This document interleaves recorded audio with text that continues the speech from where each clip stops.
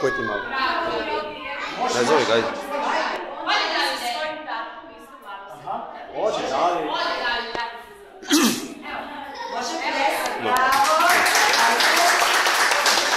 Evo, Davida tata isto bivši nogometaš naš.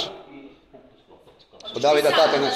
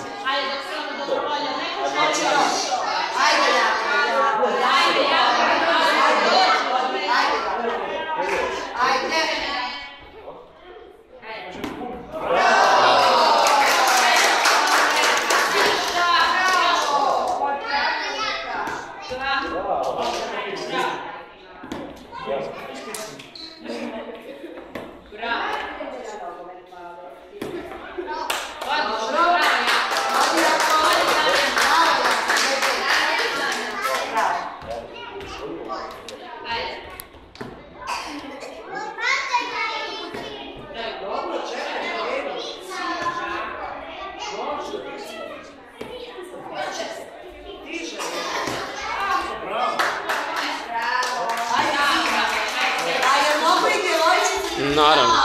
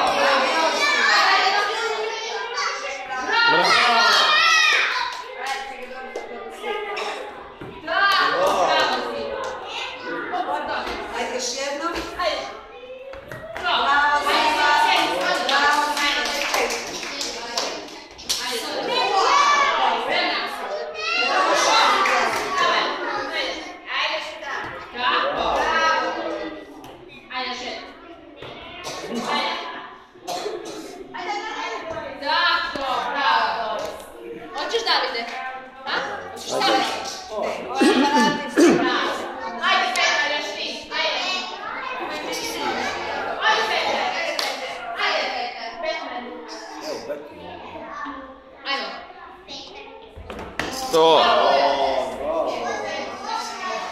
Samo jako, jako, jako. To. To. Aha, evo ga već. Bravo.